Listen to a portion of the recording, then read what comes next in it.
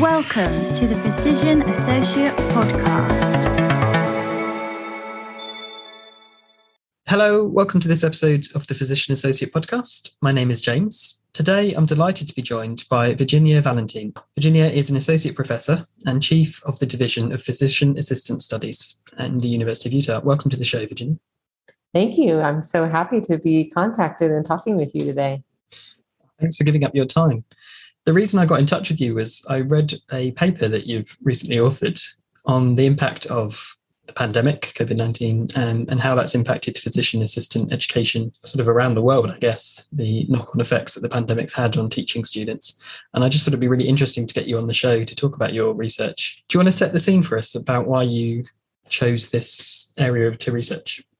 Yeah, so I serve on the Physician Assistant Education Association, known as PAEA's research group.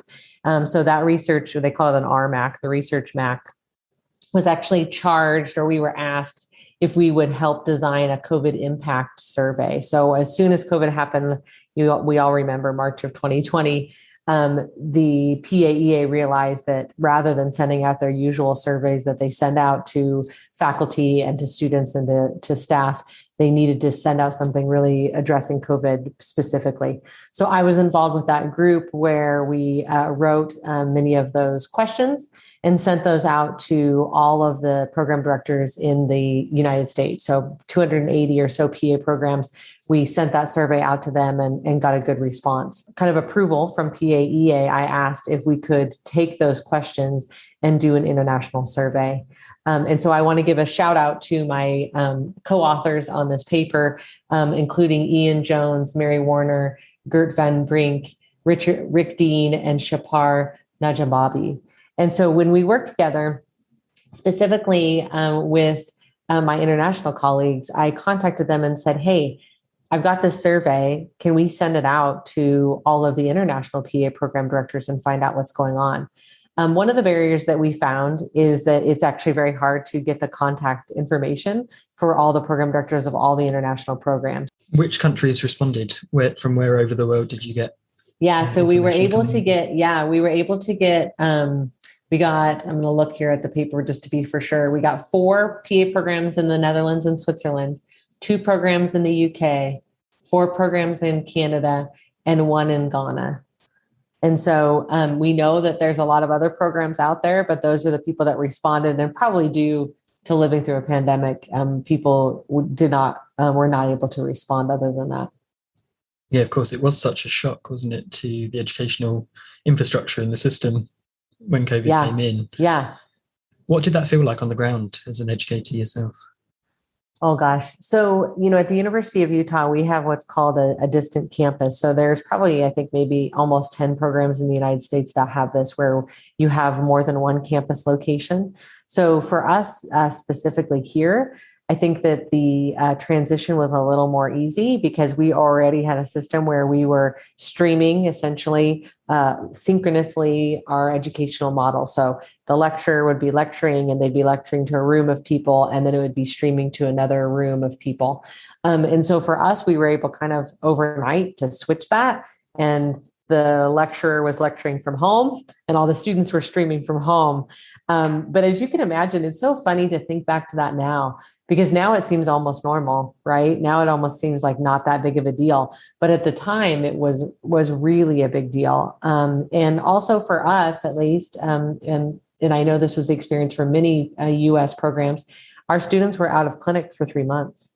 So in that clinical training component, again, back to how fearful we were in March of 2020 and no one knew what was going to happen, our university essentially made the decision that we would no longer be in any clinical rotations.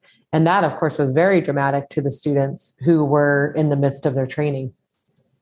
And that rings true from my experience of the students I was working with in the UK. They had to disappear overnight and leave their clinical attachments and go back to classroom learning instead for that time. Yeah. I guess that must have been true across the world for a lot of healthcare students. What we found from these 2 different projects is that you're right, that both in the United States and in the rest of the world, clinical rotations were essentially put on hold for most places.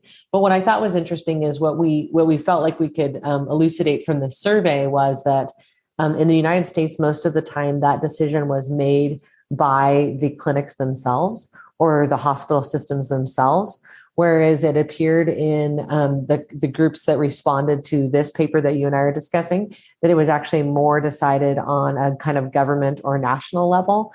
And so for me, that just highlighted the fragmented nature of the US health system and our educational system that really are not interconnected and talking.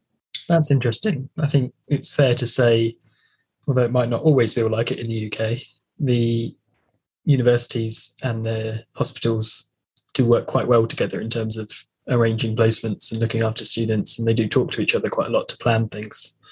That might be more difficult, I suppose, in the US system for those things to integrate. Yeah, I think for most, most universities in the United States, like for us, we have a large academic health center. So that large academic health center that's connected with our university, we kind of, own, right? We have the ability to have those relationships and have students in there. But for us, at least 50% of our students do not train within that health system. So we have 68 students. That's a lot of people that need to train. So only about 50% of our rotations are in that health system. The rest are out in the community, particularly in rural areas. And, the US is known for these large, expansive rural areas where PAs are really well utilized. When you were writing the questions, sending them out to the course directors, what sort of things did you have in mind that you wanted to find out? What were the big questions that you were looking into? Yeah. So again, thinking back to about it now, it almost seems obvious, but we wanted to know what people were doing with literally their academic training, right? Again, now today, it seems like, well, obviously we all went online and we continued forward, but we didn't know at that time. So we really wanted to look at, were people training online? And we actually had a specific question about exams. So very interestingly, right? Almost all of us in all the countries do exams in person. And then what you found is this big switch to doing exams virtually, as well as the education. So most programs were not virtual, and then most programs became virtual during the pandemic. And then we have the question about the clinical rotations, which you and I just talked about. We were also really interested in the academic calendar. So at that moment, we didn't know, would students graduate? What is going to happen to the health workforce if everything is put on pause? And at that time, we had no idea how long this pause might be. So trying to understand, were students actually going to graduate on time? Were they actually going to graduate them early? So I don't know if that happened in England, but in the United States, there were some other educational programs where they started saying, we're going to just graduate students early. They're fine. They're good enough. They're workforce ready. The other question that we were interested in is we wanted to understand the budget. There's very dramatic differences in budget models between the US and some of our international colleagues. We were also interested in understanding the impact on the faculty and staff specifically. It's a little hard when you're asking program directors about the students. So we can ask, and we are interested in students, but we are really interested in understanding the impact on faculty and staff well-being. In this paper, looking at our international colleagues, is we found that the staff are reporting a greater impact than the faculty. A staff member is someone who does not teach. So it would be people who are, running the program, administrators, doing that kind of things, not people with their PhDs, for example, not people that are PA educators. Whereas for us, having a faculty, being an assistant professor, an associate professor, a professor is a faculty member. I see. Okay. Perhaps so that's kind of interesting. Yeah. Perhaps that is a distinction that's made. It's just not one I've ever delineated with the words staff and faculty. Mm-hmm. So it was actually the staff were having a worse time of it than the teaching faculty. Reported in this survey. And I think what's interesting, at least what I feel like I can say to this day, is now living through pandemic, I think that what we know is that people with more secure jobs and higher levels of education were able to go through the storm a little more easily than those people with less education and less secure jobs. What were the broad themes that you were finding in terms of how the courses responded? Were they able to adapt quite quickly? Yeah, it was interesting. I mean, I think the most amazing kind of takeaway from all of this is how we continued forward. I mean, it really, I think with all of what we've lived through with the pandemic, we almost should have more news reports where they give everybody a pat on the back for what we've managed to do. So, if you think about trying to educate PA students, everyone you could tell was so invested in what they were doing. There was never this, well, I guess we're going to stop training people. It was more of, well, so how do we adapt? How are we going to continue to train people, both from the student side and then from the faculty and staff side? Everybody was invested in that to continue forward. And so what we found is that, like I said, it looked like 11% or so of people had didactic curriculum taught remotely before the pandemic, and it jumped to 71% after the pandemic. So everybody switched to online. So such a dramatic impact on everything in regards to education at that time. People having postponed seeking promotions, hiring being suspended, some cuts in finances and budgets. I wonder if that's going to permeate throughout the next few years, the way universities are funded, obviously recruiting students. If that's lessened as a result of the pandemic, if there's less interest in going to PA school across the board of the university, if they're able to recruit less, have less capacity, fewer numbers of students, that's going to feed into the number of staff and faculty that you can pay. That's going to affect courses and the quality of teaching, I would assume, in years and ways that we hadn't imagined. Right. Think back to when we first had the pandemic. I remember thinking, like, what is going to happen? I couldn't have dreamt that we would have this inability to buy regular things at the store, right? So in my mind, things have impacted us in ways we could never have imagined. In the United States, at least, we do not have a decrease in people applying to PA school. There was this kind of question mark. And I'm with you. I think we need to see what the next few years continue to provide us. But at this moment, I think that people who are interested in being of service in the health world, I think the pandemic made probably many people even more interested. And that's what I've seen, at least in this last year. We just did interviews for admissions. Most of the students that I was interviewing were people who are really working on the front lines. They're medical assistants, nursing assistants who were taking care of patients on the COVID wards over this last couple of years, as they, at least in the United States, most students will get a bachelor's degree and then work for a little while in a role within the health system and then apply to PA school. And so those people, at least that I had met, this is anecdotal, they feel even more interested in being a part of this team, because you see what a need that we have for patients to be taken care of. And I guess from a job security point of view, that also makes sense. If people have seen that healthcare jobs are pretty secure to external pressures that other professions have obviously suffered from and businesses have gone through, it might be a bit of that driving people into healthcare as well. Yeah.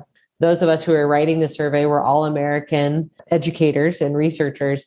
And so one of the direct questions that we had is, well, what's going to happen to the budget?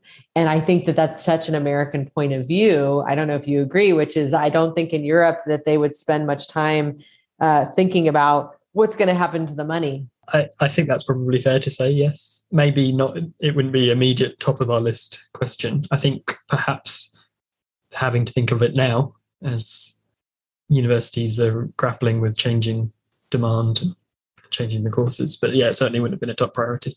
Yeah. So for us, we wanted to know at that time, so March 2020, many universities have a fiscal year, so they would plan for budgets in July. And so the question was, would we have a change? Would there be a change in the funding streams that are coming in? So most PA education programs are funded by tuition dollars, but also I don't know if you all had any of this experience in the United States. We had you mentioned that people's jobs were secure. So we actually had PAs and NPs lose their jobs very early in the pandemic. And the reason that is in the US system, our most of the hospital is built upon money that comes in from medications, from pharmacy, and from surgery. And so early on in the pandemic, all of the surgeries were put on hold. I mean, it's amazing to think about the world and how we just stopped doing surgeries because we didn't know what to do. And with that loss of funding, there were literally no work. Yeah. And also early in that time in the pandemic, the hospitals weren't full, right? Remember, we were literally all in lockdown. We were all in our homes. Of course, people were dying quite terribly, right, of the pandemic, but it wasn't the amount of workforce need that is needed, for example, today. So I knew PAs and NPs that lost their jobs. People were laid off essentially. And then this kind of comes back to our health systems. That's really interesting. I personally can't think of any colleague who was made redundant or laid off, lost their job when the pandemic struck. We were certainly all redeployed from areas into perhaps ITU or high demand areas where we were seeing the patient demand coming in. But yeah, I suppose it's just a difference of the system, isn't it, with how the funding models are set up. I know, talking money, tuition for PA education is phenomenally different between our two countries. Yeah. Can you give the listeners a bit of an idea of how much it costs to go to PA school? From my estimate or guesstimate from my knowledge is that in the United States, there's about 280 PA programs. Maybe the least expensive program could be about $60,000 a year. And the most expensive I'm going to guess, is about $150,000 a year, a wide range between private schools and public institutions. So the average, what we do know, what I'm pretty confident about, is the average PA student graduates with about $125,000 in student loan debt. Which to me just seems absolutely phenomenal. If I were to guess, pulling numbers through from my own experience, we pay maybe £9,000 a year for both years of tuition fee. And obviously you have living expenses and that kind of stuff over the top. So you might come out of university £5,000 worth of debt, somewhere in that ballpark figure. Yeah. Certainly nowhere near $125,000, which is, £160,000, £170,000. It's incredibly. But then the salary you earn is very different. Yeah. So the average PA in the United States makes about $110,000. And that would probably be a pretty reasonable salary for a new graduate. Wow. Yeah. New graduate PA coming into the National Health Service, £40,000 a year. Right. But the cost of living is just so different, isn't it? Our educational model has made it in this way, right, that then people would only come in to demand a high salary. I know that I have some colleagues in the Netherlands, and we do an exchange with the students. And I was asked the students, because they're just so lovely to speak to students, right? And I was asking them if they would you go into becoming a PA for a good income?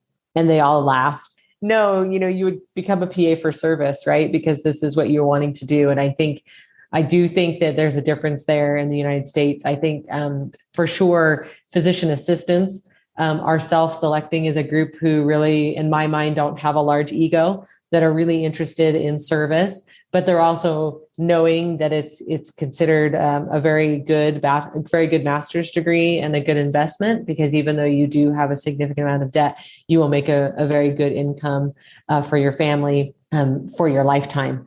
Yeah, those figures are completely different. I'd be interested to know how it compares across the world. Do you think there's been detriment to PA education as a result of the pandemic and the move to online education? Or do you think that's to the betterment of PAs in the long run? My general perspective on COVID is that COVID hasn't taught us anything new. It's just highlighted all of our weaknesses and our strengths, right? So particularly when you think of healthcare, and this is worldwide, right? That we've seen highlighted our weaknesses. And then also our strengths and our ability to work as teams and do amazing things that are beyond what any of us probably thought we were capable of. I think the same thing for PA education.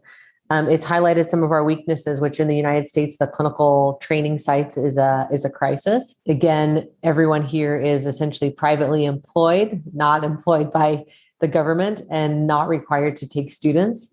And so this is, as we continue to increase the number of training programs, not even just in PA, but also in nursing and in physician education programs, we are saturating the number of clinical rotation sites that we have. And then for us, this is compounded by our issue of burnout and wellness as living through the pandemic. So we're having a hard time keeping the health workforce. People are retiring early. People don't want to work in this circumstance, and it's understandable. And so it's very hard for us to press clinicians and say, you must take a student, when understandably they're so tired and burnt out and dealing with trying to care for people during a pandemic. It's understandable that they don't have the extra additional energy to train a student. Regarding educational model, I don't know yet. I think the didactic kind of component with being online versus being in person, I'm really fascinated by this. I'll be really interested to see over the next 5 to 10 years what happens. I'm a believer that we kind of can't go back, which I hate. We're not going back to whatever was normal before. And I think that also means education. So I think what we're going to see is both on the faculty and staff side and the student side, the demand to be at home and learning and working is going to continue. I'm actually open to that. I'm really curious. For me, I believe most of education is actually driven by students. I think the students don't know that they have that influence, but I think the groundswell will continue as they demand and say, this is what we want, this is what we need. I think from what I know, the limited knowledge that I have about European educational PA programs and the British educational programs, you all are more adaptable because you're still new. It's still new. Yeah. You feel flexible. We are really inflexible in the United States. We've been teaching these ways for 50 years. And so it's going to be a very hard change. But I think that, again, I believe that students are going to demand a new way of learning. I think you're right. Absolutely. And hopefully that enables access to a larger part of society who may not have been able to come to the university for whatever reasons, care, responsibility reasons, and childcare and that kind of stuff. But if they can do it from home, yes, you might recruit different types of people into becoming PAs. I think the negative kind of side of this is going to be when you mentioned about the state of where things are today. We know that at least here that there is a significant increased burden on minorities and women in regards to the additional work of the pandemic, particularly centered around childcare. And the lack of childcare or the lack of the ability for schools to be consistently in person. So I think that is going to be the issue in my mind going forward. I just saw an article actually in the New York Times today saying that many schools in the United States are doing Fridays virtual because that's what makes the teachers happy and the parents are up in arms, right? Because you made the comment of, now we are living in a world where it's considered acceptable for me to be talking with you and working full time as a woman and having my children sitting right here learning. How in the world, I'm with you, are people getting through PA school like this? I just have no idea. I actually know of a student in our class. Utah is known for some people with very large families. And I have a student that had 5 children learning at home while she was in PA school. So she was managing all of that, straightening it all out, and then sitting on Zoom and attending PA education. The student did well. I'm with you. I'm like absolutely just shocked by what people have been able to achieve. I think this is the balance that we're going to have to look at in the future though, right? Because this kind of like superhero mentality that we already put on healthcare providers, what I have seen over the last year and a half, is all of us having an inability to focus 100% on our jobs because we were living through a pandemic. So same things with students, an inability to focus 100% on school. Conversations that we're having here in the kind of PA education national world is we cannot change the bar or the level of excellence in education. Our patients do not deserve less excellence due to the fact that we've all had to live through a pandemic. And so I think those kind of things, we're going to have to figure out how to do it differently with still keeping that same level. That's so true. I was just thinking, if the burden of healthcare, childcare disproportionately affects women, in the UK, 3/4 of the PA workforce are women. Yes. So that is going to be a huge issue for a lot of our colleagues. It's not something I was sort of consciously aware of, but yeah, of course, it's going to be. Yeah. Same thing in the US, where 75% women is in the PA profession. And I think, there's paper after paper already talking about the burden of unpaid labor, which is always the case for women. I think probably I'm going to guess that England has done a better job than the US has done. This pandemic has really brought that forward, and particularly going back to PA education and kind of the idea of professors. What we know is that the number of papers, for example, within women have decreased over the last couple of years, because those women, majority of them, are taking care of their children and their elderly parents, in addition to trying to have their careers. And this is something that we, like you're saying, as a profession, we need to be concerned about, right? Because it actually impacts all of us and could impact our profession negatively. Absolutely. Virginia, thank you so much for joining me on the podcast. It's been so interesting, and I'm sure I could fill another 10 episodes talking about the differences between UK and US PAs. Thank you so much for coming on. I'll leave a link to your paper in the show notes in the episode here so people can find it on their device. If they've got any questions, are you happy for people to reach out and get in touch? I would love to get in touch, and I would love an invitation to come to England at any time. It'd be great. I'll see what I can do with my local course. Okay, thanks. Perfect. Thank you, Virginia.